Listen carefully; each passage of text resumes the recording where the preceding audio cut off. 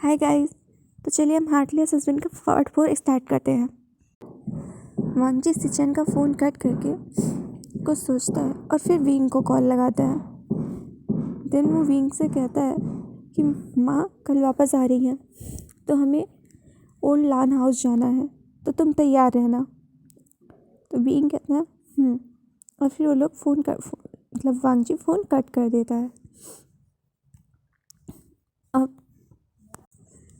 दूसरे दिन अंकल सू विंग का दरवाज़ा खटखटाते हैं और उससे कहते हैं कि यंग मास्टर आपका बाहर इंतज़ार कर रहे हैं और कहा है कि आपके साथ ओल्ड हाउस जाएंगे। तभी विंग दरवाज़ा खोलता है और कहता है, ओह कोई नहीं, मैं अभी नीचे जाता हूँ। वांगजी नीचे काउच पे बैठा हुआ होता है और विंग ऊपर से सीढ़ियों से नीचे आता है और वांगजी से कहता है, चलो चलते हैं। वांगजी अपना सर उठाकर विंग की ओर देखता है और उसे देखता है तो उसे हाई स्कूल वाले विंग की याद आती है और सोचता है हाई स्कूल में भी बिल्कुल ऐसा ही दिखता था। तभी विंग पूछता है, क्या हुआ? तो वांगजी कहता है, कुछ नहीं, चलो चलते हैं। फिर वांगजी विंग पर मुख करते हुए कहता है कि तुम्हें अपने बालों को छोटे करवा लेना चाहिए था, यानी कट करवाना चाहिए था। तो विंग कहता है कि मैंने अपने बालों को सामने से इसलिए किया है क्योंकि मैं नहीं चाहता कि कोई भी मेरे घावों को देखे। तो तभी वांगजी अपनी कार को रोकता है और विंग के फेस को चुप करते हुए कहता है, तुम्हें पता है ना तुम्हें वहाँ पर कैसे प्रिटेंड करना है? किसी को भी ये नहीं पता चलना चाहिए कि हमारे बीच कुछ भी एबनॉर्मल है। उन्हें हमें एक अच्छे और हैप्पी कपल दिखने चाहिए। मैं नहीं चाहता कि ग्रैंडपा कुछ भी गलत समझे। विंग अपना सर हाँ में हिलाता है तो वांगजी फिर से अपनी कार को चलाने लगता है। वो लोग ओल्ड हाउस पहुंच जाते हैं। तभी वांगी गाड़ी को पार्क करता है और खुद आकर विंग की साइड का गेट खोलता है और उसके लिए अपना हाथ आगे बढ़ाता है ताकि वो उसका हाथ पकड़ कर बाहर आ सके। विंग तो ये सब देखकर सरप्राइज नहीं होता क्योंकि उसे पता है वो जब भी ओल्ड हाउस आते हैं वांगजी सबके सामने ऐसा ही प्रिटेंड करता है जैसे वो कितने लवी डबी कपल है। तभी वहाँ पर जो सर्वेंट्स खड़े थे वो वांगजी को बताते हैं कि यंग मास्टर अंदर आपका मास्टर, मैम, मैडम और मिस्टर वे अंदर इंतज़ार कर रहे हैं। तो वांगजी विंग का हाथ पकड़कर अपनी बाजू में रखता है और बहुत ही प्यार से कहता है, तो चलो हम भी अंदर चलते हैं। विंग भी वांगजी का हाथ पकड़कर अंदर जाने लगता है और सारे सर्वेंट्स हंसने लगते हैं और आपस में बात करते हैं कि उन दोनों की रिलेशनशिप आपस में बहुत अच्छी लगती है।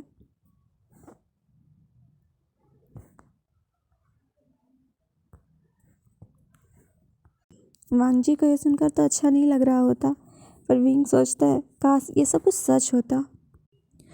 विंग और वांगजी जब अंदर आते हैं तो उनका वेलकम होता है, यंग मास्टर आपका स्वागत है।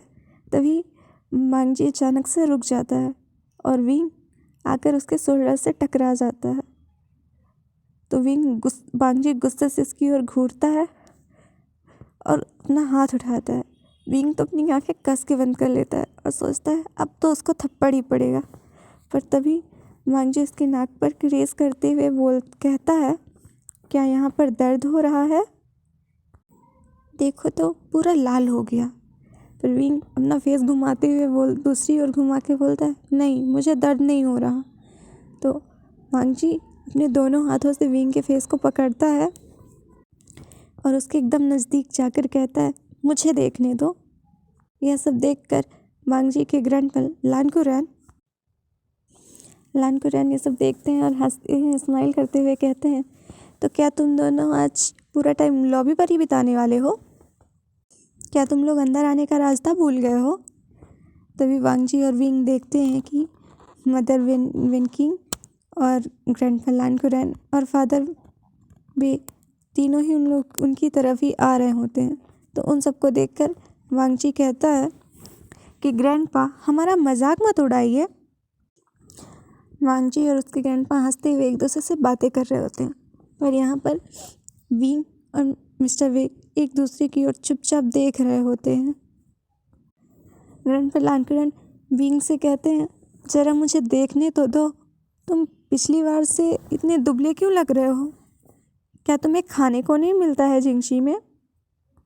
और तुम बीमार लग रहे हो। क्या क्या वांगजी तुम्हारा ध्यान नहीं रखता है? तो विंग बोलता है, नहीं नहीं ग्रैंडपा, ऐसा नहीं है। पर ग्रैंडपा लानकुरन विंग के सामने से हटकर वांगजी के सामने आते हैं और कहते हैं, वांगजी, तुम्हें नहीं लगता तुम्हें अपने ओमेगा का ध्यान रखना चाहिए?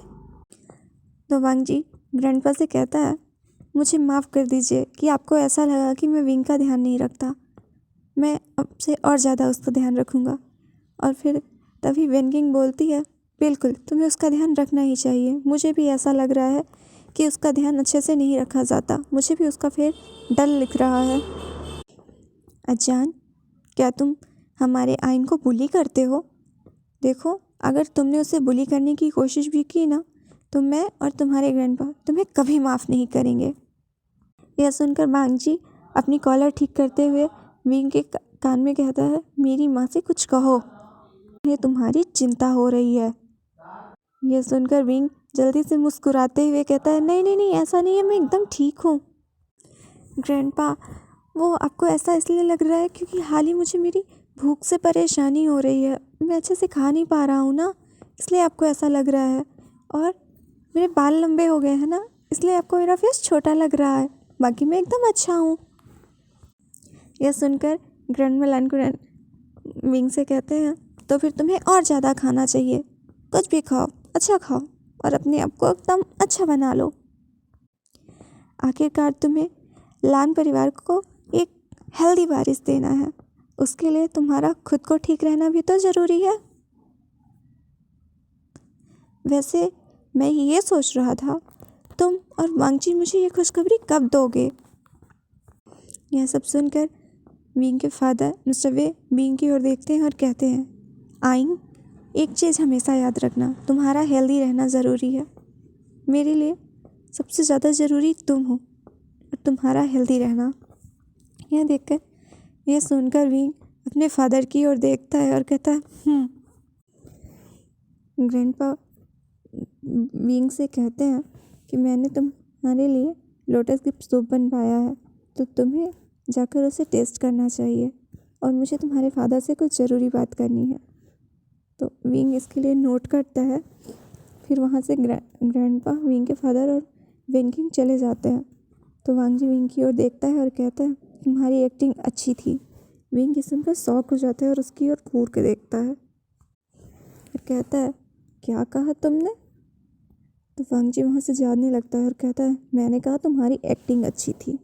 और विंग मन में सोचता है, ओह, तो ये सब इस तरह से हो गया कि मैं सिर्फ ये एक एक्टिंग कर रहा था। विंग अपने मन में कहता है, ओह, तो मुझे जस्ट अभी रियलाइज़ हुआ कि ये सब कुछ फेक था। वांगजी जाते हुए रुक जाता है और पीछे मुड़ के कहता है, क्या मैं गलत हूँ? क्या ये सब एक्टिंग नहीं था? या फिर तुम्हें ये लग रहा है कि मेरी एक्टिंग स्किल तुम्हारे जितनी अच्छी नहीं है? यह सुनकर विंग वांगजी से कहता है, तुम्हारी नज़रों में तो मैं हमेशा ही एक्टिंग करता हूँ और मिंगहुई तुम्हें हमेशा ही निर्दोष और सच्ची लगती है ना? वांगजी ये सुनता है और गुस्से में विंग के पास आता है और कहता है, क्या कहा तुमने? मैं तुम्हें वार्न करता हूँ, बोलने से पहले कुछ सोच लिया करो। विंग रोता रह जाता है और वांगजी वहाँ से चला जाता है। कुछ देर बाद सब लोग खाना खा रहे होते हैं एक साथ बैठे। मिस्टर लान और वांगजी आपस में बात कर रहे होते हैं, पर विंग अपने खाने के साथ खेल रहा होता है और सोचता है, मुझे जस्ट अभी कुछ देर पहले ऐसा लगा जैसे तुम कोई और अलग ही इंसान हो, पर धीरे धीरे मुझे रियलाइज़ हो गया कि तुम बस उसके लिए चेंज हुए थे। फिर विंग उठता है और सबसे कहता है कि मैं वॉशरूम जा रहा हूँ और वो उठकर वहाँ से चला जाता है। विंग को जाते हुए मिस्टर वे देखते हैं। विंग वॉशरूम में अपना हाथ धो रहा होता है, तभी वॉशरूम का गेट खुलता है और विंग देखता है कि मिस्टर वे वहाँ पर आए हैं। विंग उन्हें देखता है और कहता है, फादर। पर विंग के फादर उसकी ओर देखे बिना ही कहते हैं, तुम कैसे हो? तुम अपने डॉक्टर के पास रेगुलर जाते हो ना? तो विंग उनकी ओर देखता है और कहता है कि हाँ, वो रेगुलर जाता है। फिर उसके फादर विंग के फेस की ओर देखते हैं और कहते हैं, वांगजी तुमसे कैसे ट्रीट करता है? तुम तो वांगजी से बहुत प्यार करते थे ना? क्या तुम आज भी वांगजी से उसी तरह प्यार करते हो? क्या तुम दोनों के बीच सब कुछ ठीक है? तो विंग अपने फादर से कहता है, फादर सब कुछ ठीक है, आप टेंशन मत लीजिए, और वैसे भी मैं उसे पिछले 10 सालों से प्यार करता हूँ। वो मेरे लिए पिछले 10 सालों से एक रोशनी की तरह है। उसके फादर बोलते हैं, मैं तुम पर बिलीव करता हूँ। और वो दोनों वापस आ जाते हैं। अब वांगजी और विंग वापस अपने घर की ओर जा रहे होते हैं। वो दोनों कार में ही होते हैं। वो दोनों कुछ देर तक तो एक चुपचाप बैठे होते हैं। तभी वांगजी विंग से कहता है, तो क्या आज तुम्हारे फादर ने तुम्हें बहुत सारी एडवाइस दे दी? यह सुनकर विंग पहले वांगजी की ओर देखता है और फिर नीचे देखते हुए कहता है, नहीं। इतना कहकर वो एकदम शांत हो जाता है। कार में कुछ देर तक साइलेंस रहता है।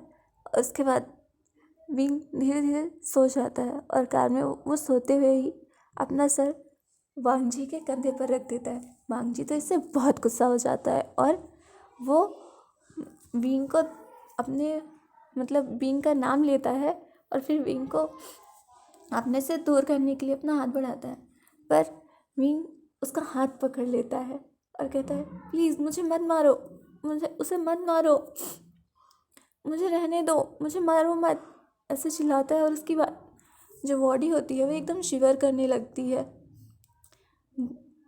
वांगजी तो यह सब सुनकर एकदम हैरान हो जाता है और फिर वो उसे नहीं हटाता और अपने ही करीब रहने देता है। वांगजी विंग को अपने कंधों पर सोने देता है और साथ ही उसके बालों को धीरे धीरे सहला रहा होता है और सोचता है, विंग अभी सपनों में इस तरह से बोल रहा है। फिर उसे अपनी माँ की बात याद आती है। उसकी माँ ने कहा था, वांगजी आइन के साथ ज़्यादा से ज़्यादा वक्त बिताओ। फिर वांगजी सोच में पड़ जाता है, आखिर वो इस तरह से क्यों बोल रहा है, उसके साथ ऐसा क्या हुआ था। और फिर वो कहता है, मुझे बिल्कुल नहीं पता मुझे क्या करना चाहिए। मैं तुम्हारी ओर खिंचाव महसूस करता हूँ, जबकि तुमने मेरे लिए सब कुछ इतना मुश्किल किया, तुमने इतना कुछ गलत किया। अगर तुमने ये सब कुछ नहीं किया होता तो शायद आज हमारे बीच में सब कुछ ठीक होता। अगर तुम मिंगहुई को मुझसे दूर नहीं करते तो हम आज भी दोस्त होते। अचानक वांगजी को रियलाइज़ होता है, ये मैं क्या कर रहा हूँ। वो विंग को अपने से दूर करता है झटके के साथ, और तभी अचानक कार रुकती है, जिसकी वजह से विंग का सर खिड़की से टकरा जाता है और इससे विंग जाग जाता है। तो वांगजी उसकी ओर देखता है और कहता है, तो फाइनली तुम जाग गए। विंग अपना सर नीचे कर लेता है। तो वांगजी कहता है, दोबारा से इस तरह का पैथेटिक फेस मेरे सामने कभी मत बनाना। विंग नोट करता है और वो कार से उतर कर चला जाता है। विंग भी जिंगशी मेंशन के अंदर आता है और वो वांगजी के कमरे के सामने खड़ा होता है। वो पहले वांगजी से बात करना चाहता था, फिर सोचता है छोड़ो इसे, ऐसा करके वह भी वहाँ से चला जाता है। अपने रूम में आकर वह अपने लैपटॉप में किसी सोशल मीडिया अकाउंट पर लॉगिन करता है। उस अकाउंट में उसका नाम इलिंग है, बैक्टीरिया नहीं सिर्फ इलिंग है। विंग सोचता है, मैं बहुत टाइम से इस अकाउंट में लॉगिन नहीं किया है, लेकिन फिर भी इतने सारे कमेंट्स आए हैं, और फिर वह उन कमेंट्स को पढ़ के उन्हें रिप्लाई करने लगता है। विंग उनकी सारी कमेंट्स को पढ़ के उसकी आंखें भर आती हैं और वो कहता है, आप सबका बहुत बहुत बहुत शुक्रिया। विंग अपना लैपटॉप बंद करने के बाद, सबको रिप्लाई करने के बाद लैपटॉप बंद करता है और कुछ काम से बाहर आता है तो देखता है कि वहाँ चारों तरफ हर जगह लाइट लगाई हुई है। अंकल सू जानते हैं कि विंग को अंधेरा बिल्कुल पसंद नहीं है, इसीलिए उन्होंने मेंशन में हर जगह लाइट लगा के रखी है। विंग किचन में जाता है और एक डब्बा लेकर उसमें से स्नैक्स निकाल के खाने लगता है, लेकिन अचानक से उसे आवाज़ सुनाई देती है, तुम क्या कर रहे हो। विंग तो फ्लिंच हो जाता है और वो अपने मुंह में स्नैक्स लिए ही बोलता है, मुझे भूख लगी थी और मैं सो नहीं पा रहा था, तो मैं नीचे खाने के लिए आया था। तो वांगजी उससे पूछता है, अंकल सू कहाँ है। और फिर वो ग्लास में पानी लेते हुए कहता है, अंकल सू से कहो मेरे लिए एक कप कॉफ़ी बना दें। तो विंग कहता है, अंकल सू शायद सो गए हैं, मैं तुम्हारे लिए कॉफ़ी बना देता हूँ। तो वांगजी कहता है, मतलब पानी पीने के बाद कहता है, फाइन।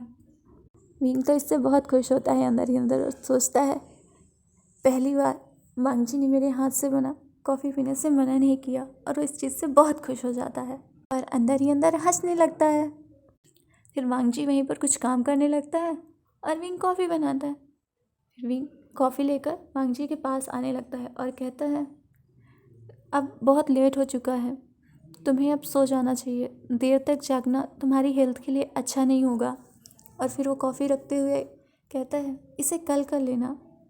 तो वांग जी उसकी ओर गुस्से से देखता है और कहता है, तुम्हें मेरी परवाह है, ऐसा एक्ट करना बंद करो, मुझे इसकी ज़रूरत नहीं है। तो विंग वांग जी की ओर देखकर बोलता है, तो क्या तुम आराम करने रूम पर नहीं गए? तो वांग जी जाते हुए बोलता है, कौन से रूम में? अब तुम कौन सी ट्रिक आजमा रहे हो? भूलो मत, अब हम डिवोर्स लेने की कगार पर हैं। ये सुनकर विंग तो कुछ बोल ही नहीं पाता। अब बहुत देर बाद वांग जी अपना काम ख़त्म कर लेता है। वांग जी कहता है, फाइनली हम डन। और फिर वो अपना टैब उठाता है और उसमें ईलिंग के गानों को सर्च करता है और उन्हें सुनने लगता है। वो अपनी कुर्सी पर एकदम कंफर्टेबली बैठता है और ईलिंग के सॉन्ग को सुनने लगता है। अगले दिन सुबह विंग डाइनिंग टेबल पर ब्रेकफास्ट के लिए वांग जी का इंतज़ार कर रहा होता है। तभी बटलर सू कहते हैं, मास्टर आप लंच कर मतलब आप ब्रेकफास्ट कर लीजिए। तो विंग कहता है, कोई जल्दबाजी नहीं, मैं ब्रेकफास्ट के लिए वांग जी का इंतज़ार करूँगा। पर बटलर सू से समझाते हैं कि मास्टर यंग मास्टर का कोई भरोसा नहीं, वो कब तक में आएंगे,